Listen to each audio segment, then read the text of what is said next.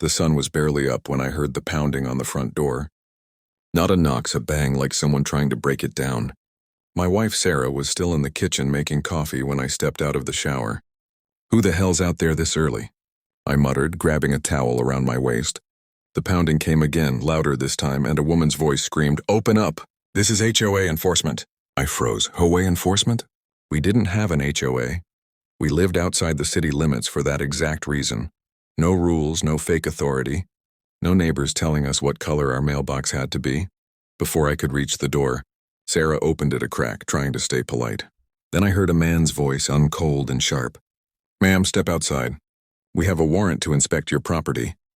I could tell by his tone he was bluffing. I stepped out of the hallway, water still dripping from my hair, and saw two men in fake uniforms with cheap badges clipped to their belts. Behind them stood a woman in designer sunglasses holding a clipboard like she owned the world. "Ma'am, your husband's been ignoring HOA rules," she said, smiling like a snake. "You've built an illegal fence. We're authorized to fine and remove it today." Sarah frowned. "What HOA?" "We're not even part of one." The woman, Karen I'd later find out, leaned in close. "That's not your concern. Cooperate or we'll have to escalate this." One of the fake officers stepped forward, shoving Sarah back. I saw her stumble, hit the corner of the table, and fall. The sound she made when she hit the floor, I'll never forget that. A cry that cut right through me. Something snapped inside me. My hands were still wet, my heart pounding so hard I could feel it in my throat. The guy who pushed her didn't even look sorry. He just said, "Stay down, lady." That's when I saw the bruise spreading across her ribs. And that's when I realized this wasn't about some fake fence. They came here for something else, and they picked the wrong damn house. I dropped the towel, grabbed the first pair of jeans off the chair, and stormed toward the door. The two so-called officers turned when they heard my footsteps. Karen smirked like she was about to watch a show. "Sir, stay back," the taller guy barked, one hand resting on a taser that looked about as real as his badge. "Get your hand off my wife," I said quietly. My voice was low, but it carried enough weight to make them hesitate. Sarah was still on the floor, clutching her side and gasping. I knelt beside her just long enough to see the swelling. "You need an ambulance," I whispered. She shook her head. "Don't let them touch our files," she breathed. "Files. Right. The property papers were in the study, the ones proving we were outside HOA jurisdiction. Karen must have known about them. That's why she was here." I stood again, calmer now. Too calm. "You have 5 seconds to get off my property," I said. 5, 4. The shorter man laughed. "You threatening law enforcement?" "Law enforcement?" I stepped closer until I could read the crooked lettering on his fake patch. "Buddy, I trained real law enforcement. You're wearing costume shop gear." His smirk faltered. Karen snapped, "Do it. Detain him." That's when the taller one lunged. I shifted my weight, caught his wrist, and twisted. His plastic badge flew off. The other guy rushed in, and bad move. 2 seconds later, both of them were on the ground, groaning. I didn't even break a sweat. Karen backed up, eyes wide. You attacked officers. You're going to prison for this." "Not before I make a phone call," I said, walking toward the counter. I picked up my old black phone, the one connected to my secure line from my Navy days. "Let's see what the real sheriff thinks." Her face went pale. "You're bluffing." The phone clicked as it connected. "Sheriff's office," came a steady voice. "Hey, Tom," I said, never taking my eyes off Karen. "I've got 2 clowns here impersonating deputies, and a woman claiming to run an HOA that doesn't exist. You might want to roll a unit before I start asking military questions." There was a pause, then, "On our way." "Don't let them leave." Karen's confidence cracked. She turned to the men on the ground. "Get up, we're leaving." "No one's leaving," I said, stepping between her and the truck parked at the gate. And then from the distance I saw another car pull up, a black SUV with tinted windows. 3 more men stepped out, no badges, no hesitation. This wasn't over. This was just the opening act. The SUV doors slammed shut, and 3 men in dark tactical vests started walking toward the porch. Not a single one of them said a word. The way they moved, tight formation, perfect spacing, told me one thing. These weren't random thugs. Someone trained them, maybe even someone who knew what I'd been. Karen straightened her sunglasses and muttered, "Finally, handle him." The leader of the new group glanced at her, then at me. His voice was calm. "Sir, you're interfering with a sanctioned enforcement operation." Step aside. I tilted my head, studying their gear. That's not government issue. And that logo, nice try. It's mirrored. You printed it off the internet. He hesitated for just half a second. That was enough. I knew I was right. These weren't cops. They weren't even pretending anymore. Sarah tried to sit up, still holding her ribs. "Ryan, don't," she whispered, fear thick in her voice. "I'm not starting anything," I said, keeping my tone level. "I'm ending it." The first man reached for his weapon. I stepped sideways, pulled open the storage cabinet by the porch door, and flipped the latch on the locked case inside. My hand wrapped around the cool metal of the M4 I hadn't touched in years, not since I'd left the Navy. The rifle felt heavier than I remembered, but also familiar, like an old friend waiting for one last call. Karen gasped. You'll go to jail for this." I chambered around. "Lady, you already broke into my home, assaulted my wife, and brought armed men onto private land. You're lucky I still believe in warning shots." The leader froze, hand still near his holster. "You don't want to do this, Navy boy," he said quietly. "You think you're the only one who knows how to shoot?" My finger stayed on the guard. "No," I said, "but I'm the only one protecting my home." He gave a small nod, and suddenly, all three of them drew their guns. The world exploded into sound. I dove sideways behind the stone planter, squeezing off controlled bursts. The crack of bullets tore through the porch railing, splinters flying past my face. Karen screamed and ducked behind the SUV. I saw one of her fake officers crawl toward the truck, dragging a wounded leg. Sarah shouted my name, and I shouted back, "Stay down!" Then silence, just the ringing in my ears. One by one, the attackers dropped their weapons and raised their hands. The leader glared at me. "You have no idea what you just walked into," he hissed. "Oh, I think I do," I said, keeping the barrel steady. "You work for someone who thinks they can fake power. Let's see how they handle the real law." In the distance, I heard the sound of sirens, and for the first time, Karen's confidence vanished completely. Red and blue lights flooded the driveway as the sheriff's cruisers skidded to a stop. Dust rose from the gravel, wrapping around the flashing lights like smoke. I lowered the M4 slowly, but I didn't take my eyes off the SUV. The men were still on their knees, hands above their heads. Karen stood frozen behind the door, trembling but still trying to look composed. Sheriff Tom stepped out first, broad-shouldered, weathered, the kind of man who didn't waste words. We'd served together once years ago, before either of us wore badges or uniforms. He looked at me, then at the scene. Weapons on the ground, two men bleeding, Sarah clutching her ribs. "Ryan," he said, calm but sharp. "What the hell happened here?" "Fake cops," I said flatly. "Fake HOA, real assault." He turned to his deputy. "Secure their weapons." Then to Karen. "You want to explain why you're running an enforcement team on private property outside jurisdiction lines?" Karen blinked fast, words tripping over themselves. I was just following the neighborhood bylaws. He built an illegal structure, and these men were helping enforce it." Tom raised an eyebrow. "What neighborhood?" "This parcel's unincorporated land. Closest HOA is 6 miles away."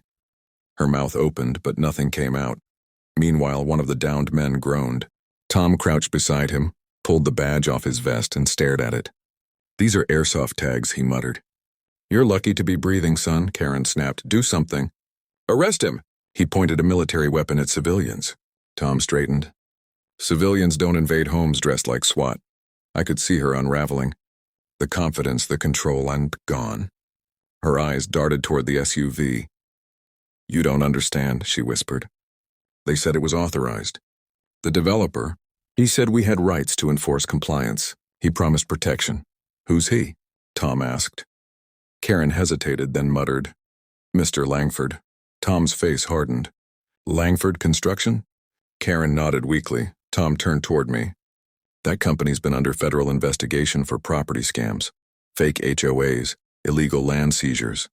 You just blew open their front door." Sarah groaned softly, and I rushed to help her up. Tom waved to the medics. "Get her checked out." Then he leaned close to me. "You didn't just stumble into something small, brother. Langford's been buying people off all over this county. Judges, cops, maybe even dispatch." I frowned. "You saying the call could have been intercepted?" Tom nodded. "Wouldn't be the first time." Suddenly his radio crackled. Static, then a broken voice. "Sheriff, unit under fire. South Road." The line cut, Karen's SUV engine roared to life. She wasn't driving. Someone else was in there. And as the vehicle sped toward the gate, Tom shouted, "They're running with evidence." I grabbed the M4 again, heart pounding. This wasn't over, not even close. Gravel exploded under the SUV's tires as it tore down the dirt road. I didn't even think. I sprinted toward Tom's truck, yanked open the passenger door, and jumped in. "Go!" I barked. Tom slammed the accelerator. The tires screamed, dust blinding the windshield as we tore after the black vehicle. Sirens echoed behind us, other cruisers joining the chase. Through the open window, I could still hear Sarah's voice faint in the distance. "Be careful." Before it vanished in the wind, the SUV swerved hard onto the old mill road, the one that dead-ended by the canyon ridge. Smart move if they wanted to disappear. Dumb move if they didn't know I'd mapped every inch of that terrain during recon drills years ago. "They're not gonna stop," Tom muttered, eyes locked ahead. "They don't have to," I said, loading a fresh magazine. "There's no exit where they're going." We closed the distance fast. I could see Karen in the passenger seat now, shouting at the driver, a thick man with a buzz cut and a scar on his neck. He wasn't just muscle. He was military, and he knew it too, because when he looked in the side mirror and saw me, he didn't panic. He smiled. "Langford's men?" I asked. "Has to be," Tom replied. "They've been recruiting ex-mercs to do their dirty work." The SUV jerked to the right suddenly, a sharp turn into a dirt path hidden by brush. Tom grinned. "Bad idea." He killed the siren and turned off the lights, slowing just enough to mask our trail before following. The path narrowed into a ravine. Up ahead, the SUV's brake lights flashed. They were stopping. Tom looked at me. "You sure you're ready for this?" I checked the safety on the M4. I was born ready. We rolled to a stop behind a boulder. The SUV was parked at the edge of the ridge, engine still running. Karen jumped out first, clutching a small steel case, one I recognized instantly. That was my property deed file, the one that proved the HOA had no jurisdiction. She was handing it to the driver. Tom whispered, "We need that file or this all gets buried." "Then let's not waste time." I stepped out silently, boots sinking into the dust. The driver turned at the sound of gravel crunching. Too late. I aimed low and fired once. The bullet hit the dirt inches from his boot, kicking up a cloud. "End of the road," I called out. Karen froze. "You can't shoot us." "We'll sue." "You'll lose everything." Tom stepped out beside me, badge flashing in the sunlight. "Lady, you already lost." The driver dropped the case. But before Tom could grab it, he lunged sideways, pulling Karen with him toward the SUV. She screamed as he shoved her in and hit the gas. The vehicle fishtailed, engine roaring, heading straight for the cliff edge. Tom shouted, "They'll drive off." "Not if I stop them," I said. I raised the M4, exhaled, and squeezed the trigger. The front tire blew. The SUV veered sideways, spinning out, stopping inches from the edge. Smoke poured from the engine. Tom and I ran forward. The driver stumbled out, coughing, but Karen wasn't moving. The door was bent inward, trapping her. "Call it in," I said, lowering the gun. As Tom radioed for medics, I pulled open the mangled door. Karen's eyes fluttered open. "You think you've won?" she rasped. "Langford owns everything, even the law." "Then it's time someone reminded him what justice looks like," I said, lifting the steel case from her lap. She tried to grab it back, but her hand slipped. The fight was gone. For the first time since morning, I felt a calm silence settle. But deep down, I knew this wasn't the end. Langford's name wasn't just corruption. It was a network, and this was only the first crack. We drove back toward town in silence, the hum of the engine the only sound cutting through the tension. The steel case sat on my lap, scratched but unbroken. Inside it were documents, contracts, fake signatures, and lists of homeowners who'd been tricked by the same scam. Langford's entire operation, all in black and white. Tom radioed ahead for backup to secure the crash site, but his face stayed tight, unreadable.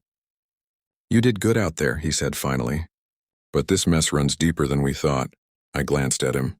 "How deep?" He exhaled. "Langford's got people inside the county office. Maybe the courthouse, too.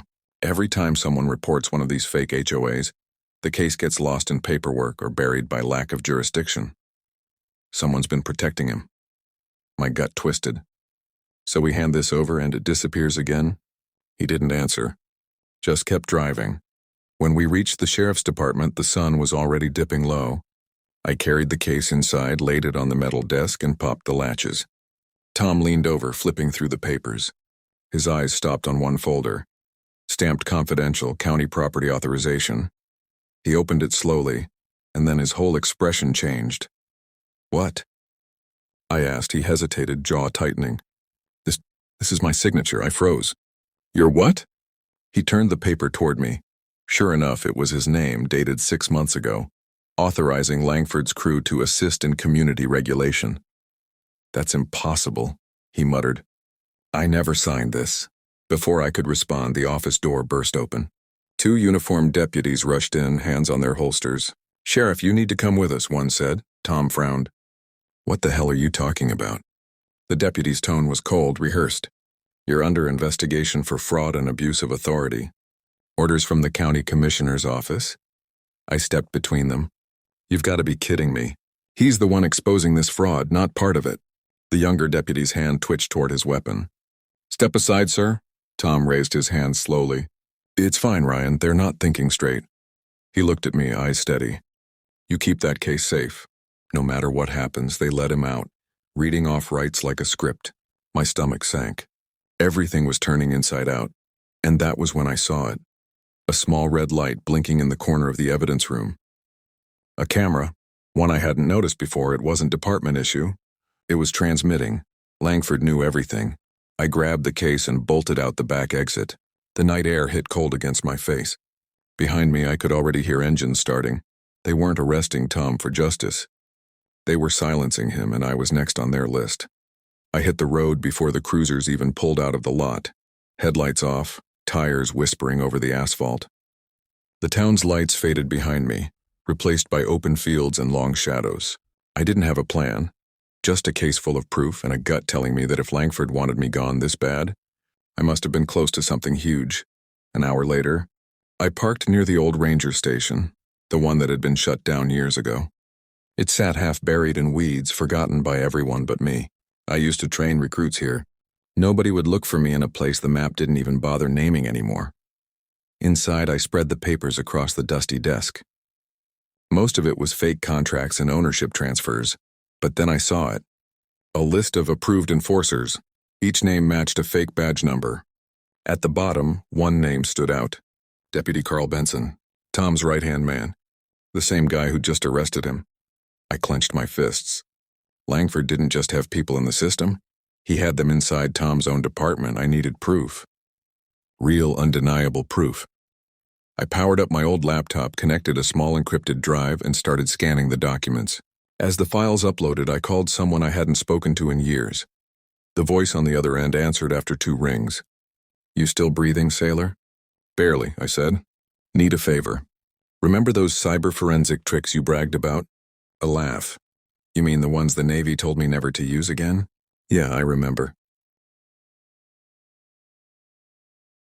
"Good. I've got a data trail that ties Langford Construction to county officials and fake law enforcement contracts. I need it decrypted and mirrored on a public server."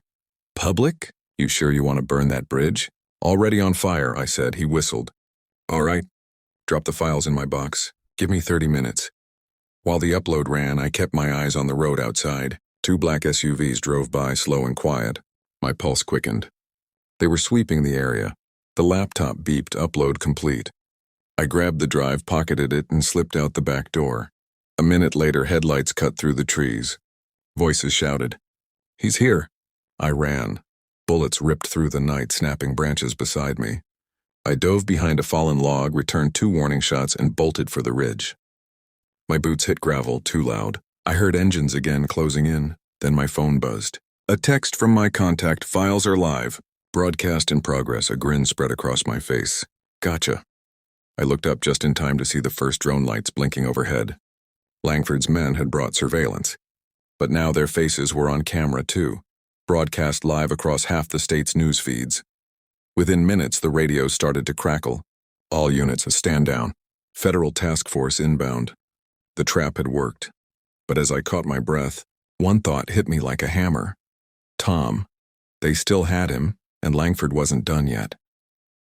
The storm rolled in fast that night. dark clouds boiling over the horizon as if the sky itself knew what was coming. I parked 2 blocks from Langford's downtown office tower, killed the engine, and sat in the silence. My phone buzzed once in an encrypted message from my contact. They've got Tom in the sublevel. Federal task force moving in 10 minutes. That's all I had before the feds stormed the place and Langford erased every shred of proof left inside. I stepped out into the rain, the steel case slung across my shoulder. Every window of Langford's glass fortress glowed with soft gold light, expensive and sterile. But behind those lights were people who thought they could play God with other folks' homes. The guard at the loading bay didn't even see me until I was right behind him. "1 quick strike to the neck, not lethal, just sleep." I slipped his badge through the scanner and entered the building. Down in the basement, fluorescent lights flickered. I could hear voices, 2 men talking near a steel door. "Boss says keep the sheriff alive until the transfer clears." "Yeah? Then what?" "Then we make it look like a suicide." That was all I needed to hear. I moved fast. 2 steps, silent, efficient. 1 man dropped with a strike to the ribs, the other's head met the wall with a dull thud.